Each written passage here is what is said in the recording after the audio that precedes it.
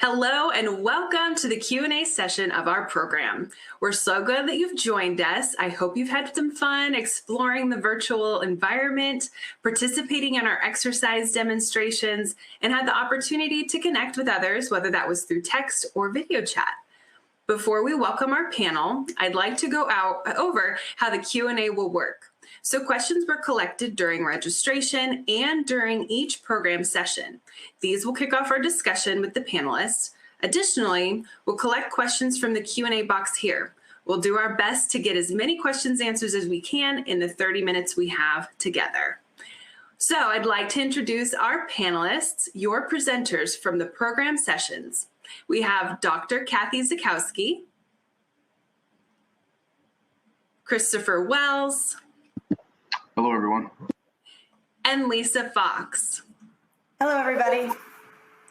Well, welcome, everyone. Thank you for the great program sessions today. We're going to get started with our questions. And the first question is for you, Kathy. Our attendees, Karen and Barbara, are interested in learning more about exercise research focused on mobility progress and restoring ambulation. Is there anything new or upcoming in this area of research? Yes, actually, I'm really happy to be asked this question because there is a lot of new ideas coming out and new ideas that the society is funding. So I wanted to bring up a couple of them. One of them is by an investigator named Brett Fling, and he's an exercise physiologist interested in understanding walking in MS, and he's using a really interesting tool. So we all know how a treadmill works, right? There's a single belt. Well, he's using what's called a split belt treadmill for walking training. And so what this is essentially a treadmill, but instead of a single belt that you walk on, there's one for your left foot and one for your right foot.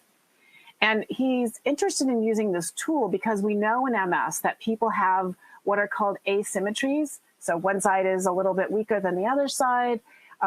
This could be due to changes in strength, but also changes in how the legs work. And he's hypothesizing that this is why there might be issues with walking. There might be more of a tendency to fall, and this really can affect people's quality of life because of the stress of trying to coordinate themselves as they move through the world. And so his idea was to get people on the split belt treadmill, measure using transcranial magnetic stimulation how the two sides of the brain are working during the split belt treadmill training, and then even provide a vibratory stimulation to the foot at a certain phase of the walking cycle. And so the idea is we can learn about how we can facilitate one foot to go faster than the other. So when there are asymmetries, you could think about it as kind of like a person walking with a limp. And this split belt treadmill can force the leg to move faster, the leg that typically is moving slower because of the limp. And so Dr. Fling is going to use this treadmill to better understand how these lower limb coordination problems are happening. He's going to relate it to how the brain is controlling these two legs. And then he's even, this vibratory stimulation that I mentioned, I think that's really great because he's now trying to provide a tool, something that we could use in the clinic, right? So we all don't have access to a split belt treadmill, and that's not his point. The point is to use that in the laboratory, but then try to determine when should you provide a stimulus to the foot to facilitate moving it faster in a more symmetric pattern. And there's evidence to support this idea that a vibratory stimulation given at the right time might be able to improve this bilateral coordination problem. So that's one study. I think it's just really creative and innovative.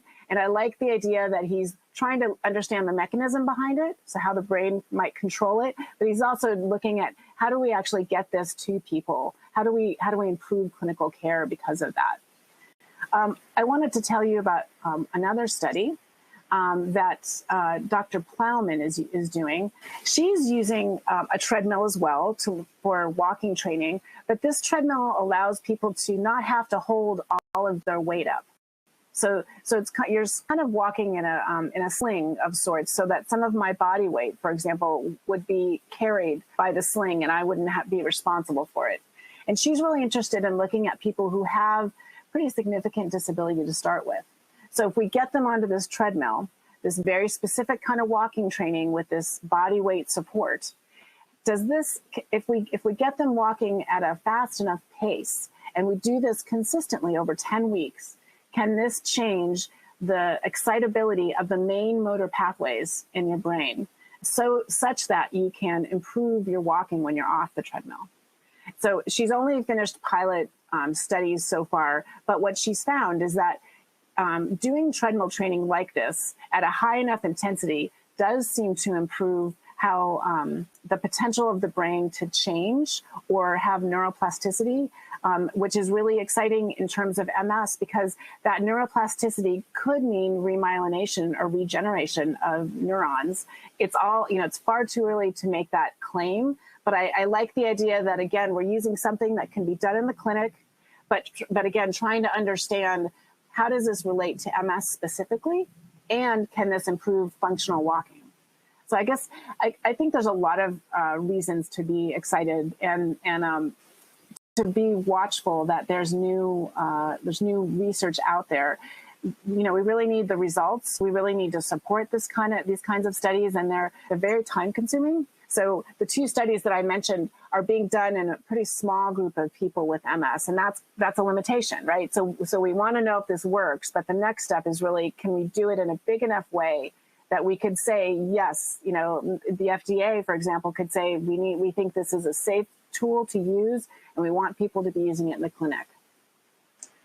Wow. Well, that's really exciting. So Barbara and Karen, I hope this gives you some hope as this research continues. So thanks for sharing. So Christopher, the next question's for you. Kristen wants to know how far she should take exercise before fatigue sets in, and how she can monitor this. Great question. So this is a question during my time at Shepherd Center that we often were asked in the clinic. So a couple of ways that you can monitor this. One is finding out what your threshold is. So it's not necessarily a tool that you can use, but it's more of a feeling internally, how you would feel once you find what your threshold is. Now, when I say your threshold, finding that would be when you're doing resistance training or aerobic exercise, whether it's in a clinic with, supervised exercise with your exercise physiologist, or you're at a commercial gym. You want to pay close attention to what you're feeling the next day, which may sometimes feel like a pseudo exacerbation. You might have symptoms of your body feeling heavy, maybe a little pain. You may be very lethargic and tired. So that would let you know the day before that you potentially have kind of reached your threshold. Another way that you can use it, I talked about this briefly in my presentation, is your RPE, or your rate of perceived exertion. So what that is, as I spoke briefly, is you want to feel kind of when you're reaching your limit. It's like a talk test, right? So if you're able to kind of carry on a conversation casually with, your exercise partner or whoever you may be with, that lets you know, well, I can still go, I'm doing okay. But if you get to a point where talking becomes a little bit difficult, it gets a little bit harder to catch your breath, then you kind of know you kind of reached that 8 or 9, or that 7, 8, 9 on that rate of perceived exertion scale. So I would say there's two ways. One is kind of testing the limits on your own, which is trial and error, and kind of finding your threshold. But again, you'll look for the pseudo exacerbation. It's not an actual exacerbation. So just keep that in mind. And then two, kind of using that RPE scale that we discussed in my talk, and just kind of finding out what works best for you. That's really great advice. I think it's important, for us to know how to become more self-aware and listen to our bodies. Absolutely. And I want to just add, I'm glad you said that. I want to just add that no one, your doctor included, no one knows your body better than yourself. So that's why I recommend, like I said, testing your threshold. So absolutely. So good. All right, Lisa, the next question is for you. So I saw this a lot in the chat. Heat can cause a lot of issues for those impacted by MS. So Crystal wants to know more about how she can remain active during the heat of the summer months. And we're in the middle of that. So what do you have to share with that? Thanks, Crystal. Yes, this is such a great question, and a lot of MS patients experience this. This phenomenon is called a Uthoff's phenomenon. I like saying it because it's a fun word to say first and foremost. But Uthoff's phenomenon is when your core temperature gets really warm rather quickly, and then all of a sudden your old MS symptoms become more notable. Kind of what Christopher was just saying, that pseudo exacerbation. So as your core temperature increases, old MS symptoms start rearing their ugly head, which then kind of creates this, oh, am I overdoing it? And what am I not am I doing too much? But a way to compensate for that, and I like to tell patients, especially it causes so much fatigue, this phenomenon. And when you get that sense of fatigue, the rest of the day becomes more challenging. So I encourage patients to drink cold water. Hydration is essential throughout the day. That's something that's very important. If you're going from an air-conditioned house to your car, even that few minutes going in that intense humidity, I say take a cold towel or a cold rag and just put it on your neck or put it in your chest or under your armpits, just that brief walk, because that will allow you to have more energy to do your errands or to do whatever the next steps are. If you're going to be working out and you really want to work out, as I said, exercise is very important in my talk, and you want to get so many minutes per week, how can you do that with the intense heat? Well, take breaks frequently. It doesn't have to be, oh, I have to do 30 minutes all at once in 90-degree heat. What you may want to do is say, I'll take a 10-minute walk early in the morning and a 10, 15-minute walk at night, and then do some internal, like indoor activities during the day. But it really comes down to keeping your core temperature as normalized as possible. Cool showers also really, really help reduce that intensity of the Uthoff's phenomenon as well. So cooler showers definitely help in that regard. But I encourage getting a little ice pack and with coolers and towels and just carrying it around so that when you go from those extreme temperatures, from the AC to the heat and the humidity, just to keep your temperature strong and as stable as possible. That's such a great tip, like putting a cool towel on when you're walking in between areas. Awesome. Christopher, so Patty uses a power wheelchair and has little use of her legs and arms. And Leilani spends a lot of her time in bed. So based on the recommendations for exercise and lifestyle physical activity, what are some of the best ways for them to stay active?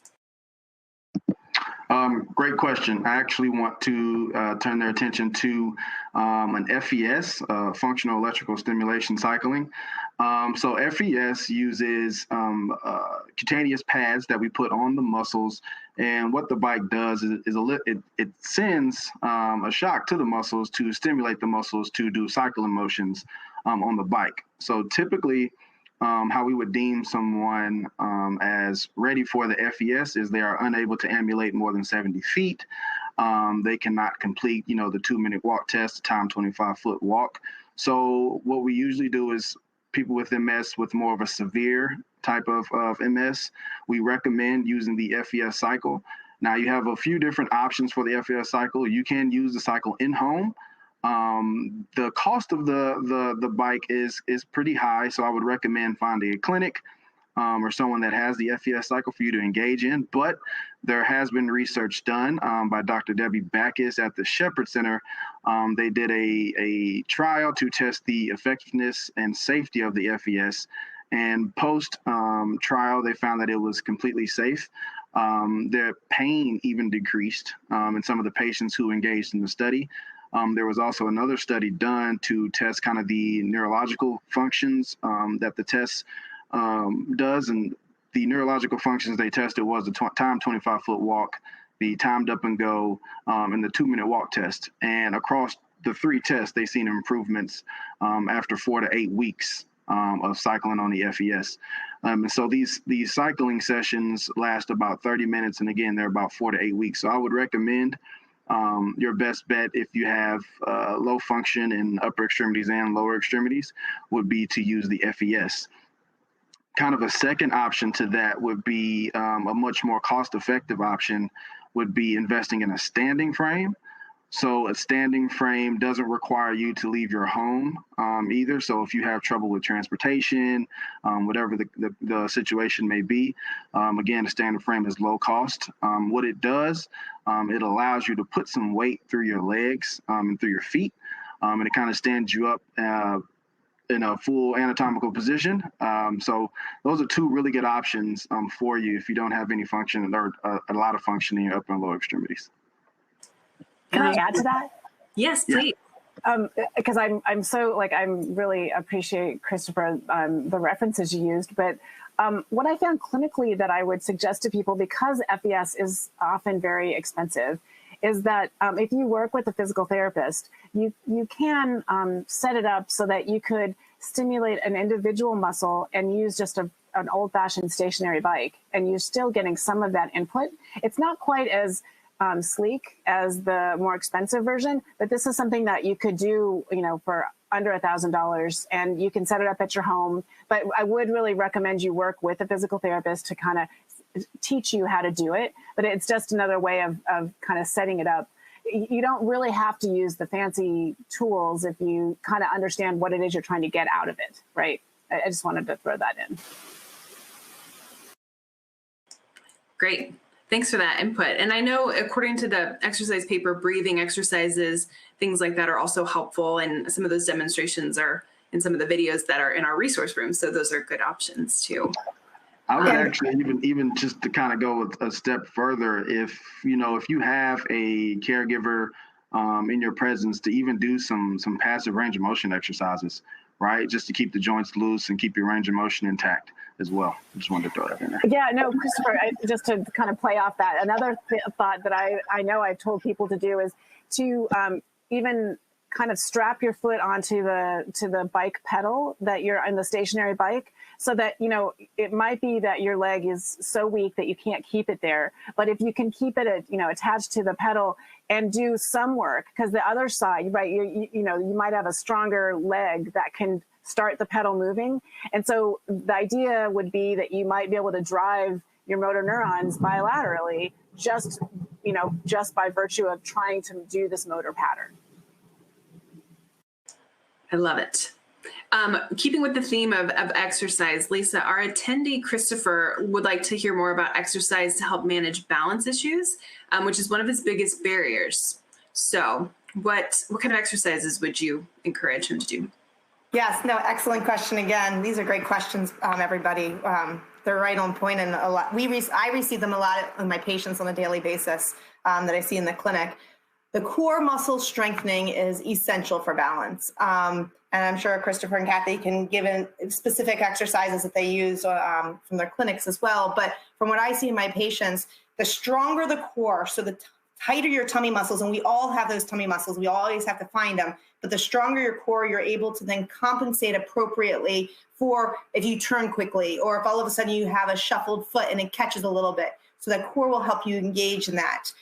If you're pretty flexible, what I would encourage you to do is to get on the ground, okay, and start off with just a few seconds of a plank. I would YouTube it and start off on your knees. And I really encourage form, so your back's not bending too much and you're not necessarily straining your neck. But if you can get on the ground, that'd be very beneficial. And then actually a few push-ups. It doesn't have to be many, maybe one or two along those lines, just to keep that core engaged. If getting on the ground is challenging, but you want to trial, I ask you to put a chair without wheels so that you can crawl over to it and then crawl up after you get onto it, because that core is very important, and doing more core exercises will only benefit you for the balance. I also encourage patients to stand at their kitchen table if it's high enough, or maybe their countertops, and hold on initially and try to stand on one foot, okay? If you have difficulty standing on one foot, then I encourage you to mark and put your feet as wide as you feel comfortable. So the further your legs are wide, then the more stable. So as you get wide and then you come in each time, then you're going to get more stable. And once you get your feet together and you can stand like that, engaging the core. So while you do all of this, you're going to tighten the tummy, tighten your bottom, so that you're really engaging all those muscles that help with balance. And then as you master getting closer and closer and closer together, and this is over weeks, this isn't something you do every day in terms of jumping straight up to one leg. You might do 6 inches apart for the first week. Next week, you might do 5 inches. Next week, you do 4, with the goal of trying to stand on one leg. And by all means, I think physical therapy is essential to just strengthen your core. And they can teach you balance exercises. If you're sitting all day at home on virtual trainings or you're teleworking from home now, sitting on a ball is such a beneficial exercise. It really engages the core, keeps you rocking back and forth, but it also keeps that balance going. So I also make that recommendation. And one last thing before I turn it over to Kathy and Christopher for extra suggestions is if you're sitting at your chair, don't sit back, don't hunch too much, okay? Truly sit at the edge of your chair, and I want you to put your feet flat, and I want you to tighten that tummy. Tight, tight, tight, squeeze the buttocks, but big thing is you have to breathe. If you don't breathe, you're gonna potentially pass out, and that defeats all our purposes. So really sit at the edge of your chair, tighten your tummy, tight, tight, tight, for about 5 seconds, relax. Tight, tight, tight, 5 seconds, relax. And if you do that throughout the day, you're engaging those core muscles, and you're not necessarily going outside and doing more exercises, but you're doing it throughout the day, and it really will tweak that eventually to improving your core. So I'm going to defer to Kathy and Christopher for specific exercises outside of what you can do on a daily basis. Thank you, Lisa. I actually want to touch on what you spoke about, standing at the table, holding on with one leg. So I want to piggyback off of that with, you should create kind of this proprioceptive environment. So you want to know where your body is in space, right, to really challenge your balance system. So even from there, when you're holding on, with one leg, you could even stand on a flat surface. You can stand on an uneven surface. You can stand on the foam pads. Again, this can all be done with your physical therapist. But again, like I said, creating that environment that challenges your body to self-correct or autocorrect, and realize where it is in space. And again, you can do exercises with eyes closed, one eye open, and just really, really challenge yourself. But really, like I said, creating that proprioceptive environment and really using your physical therapist and then help them to train you and improve your balance. I love all of this. I have to say, like, this discussion, I feel like, is really rich with lots of options. And that's a really important message, because I think so many of my patients will say, well, I don't really know what to do, so I don't do anything. But so many things are kind of practical, and these little things can add up. So I really encourage you to do these little exercises that we're describing. I even would encourage you to, when you tighten, like Lisa was saying, oftentimes you're tightening also your pelvic floor muscles, which is something that many of us really need to work on. But you want to tighten it, but still be able to talk, so that no one can tell you're tightening your muscles, but you're still doing it. And that sort of forces you to breathe, which is, I think, what Lisa was trying to get at too. But there are just so many things I think we can do in our environment. But what's hard is making it a habit. So I would really encourage you to, do it at the same time of day, or in between, if you can take a break at work, even just for 5 or 10 minutes, but do it consistently, because that's when I think you'll see the benefits.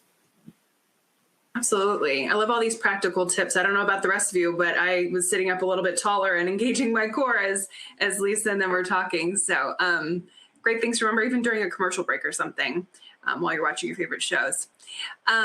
So Kathy, the next question is on spasticity.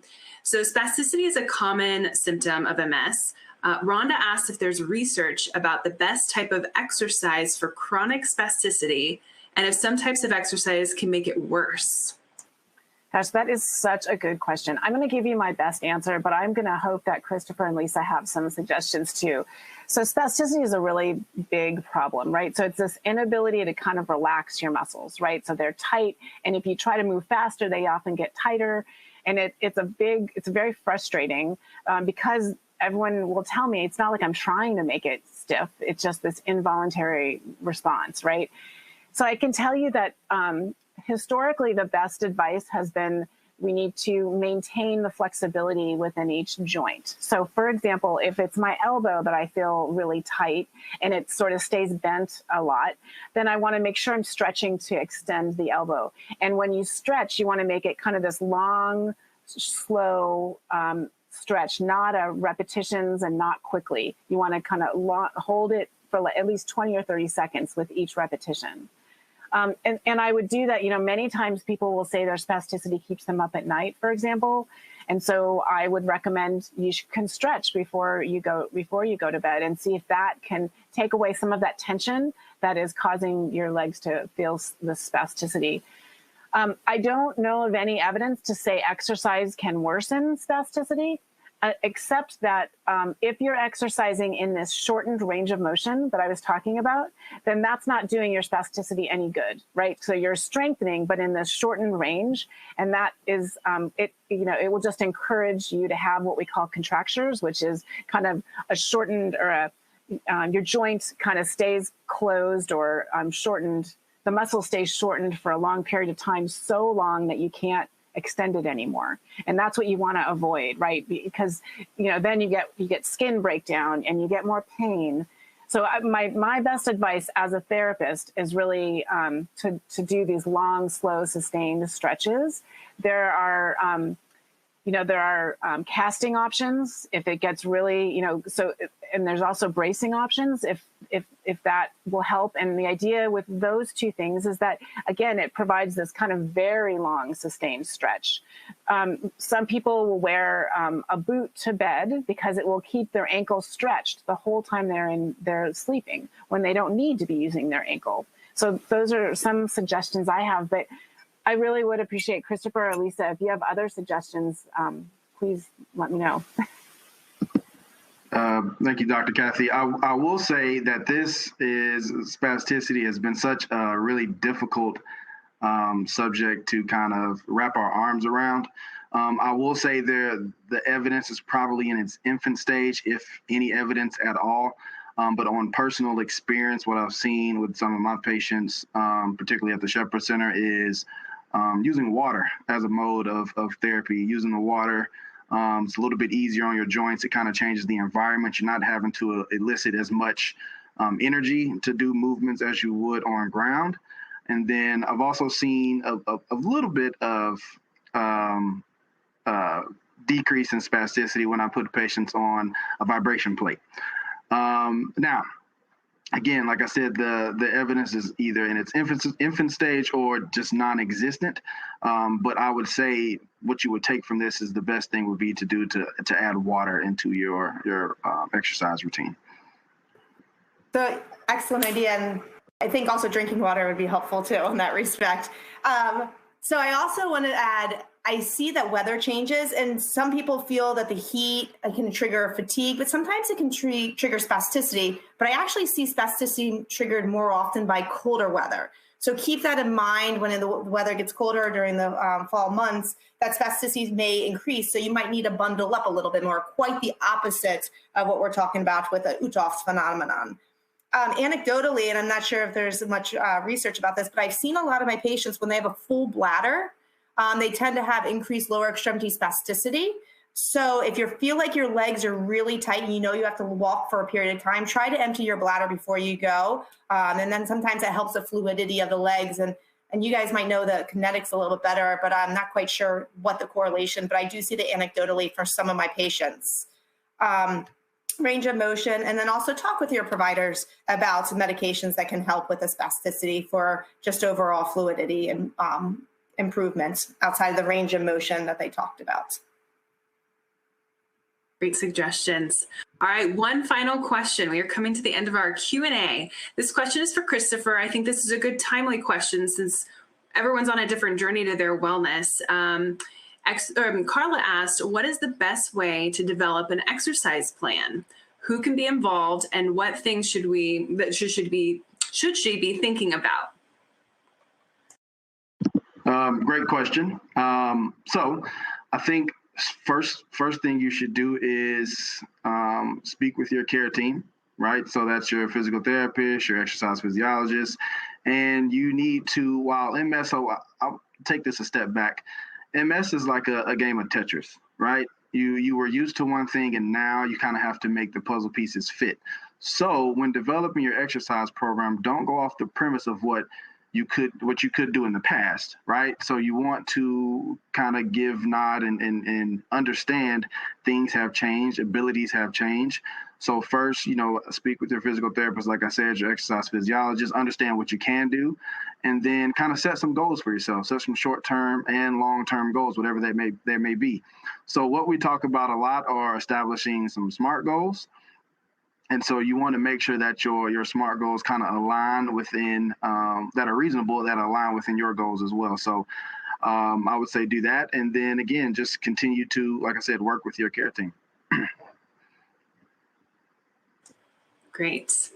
Well, such good information, good nuggets of things hopefully people are taking away. This will conclude the Q&A panel for our program.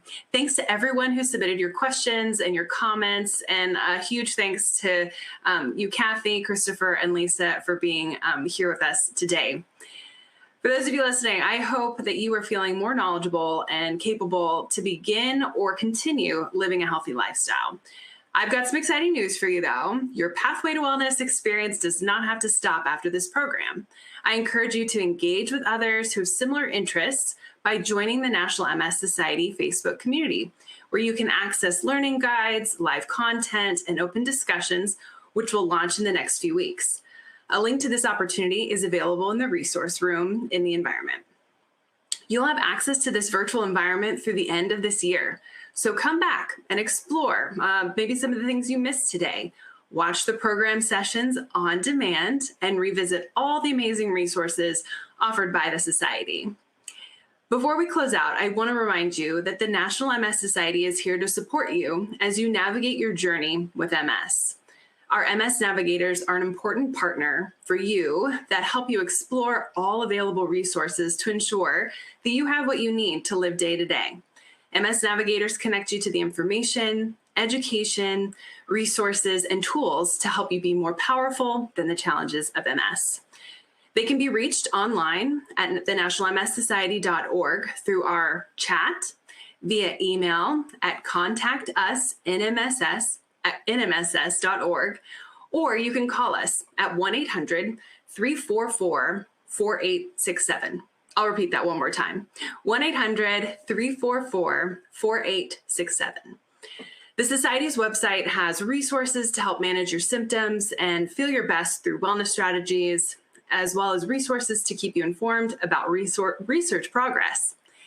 On-demand education video clips provide snippets of information and tools focused on symptom management, health, wellness, mobility, and accessibility. The website also includes information on how you can get involved, whether that's through advocacy, events, volunteering, so make sure you go and check it out. Now, social media is the way you like to connect to others or be inspired. Take a look at the Society's channels. We have an active and growing community for people who've joined the movement, who share their hopes and their fears, problems, solutions, joys, humor, and even tears. Even if you don't post your own content, looking at what others are saying about their MS may inspire your own journey. Because you're here with us, I know that you can see for yourself the power in connecting and learning as an MS community. So I hope you've enjoyed hearing about wellness and lifestyle solutions and feel empowered to know that no matter what your ability level, whatever ability level you're at, that you can and should stay active. So my question for you is, what helpful tools or tips or information did you learn that you can start implementing today? Take a look at those program challenges from each session. I know many of you have already downloaded them. They may be a great starting point. I just want to encourage you that you've got this. Thanks again for joining us. The environment will be open after this program. I encourage you to take time to explore more, connect with each other, and have a great rest of your day. Bye.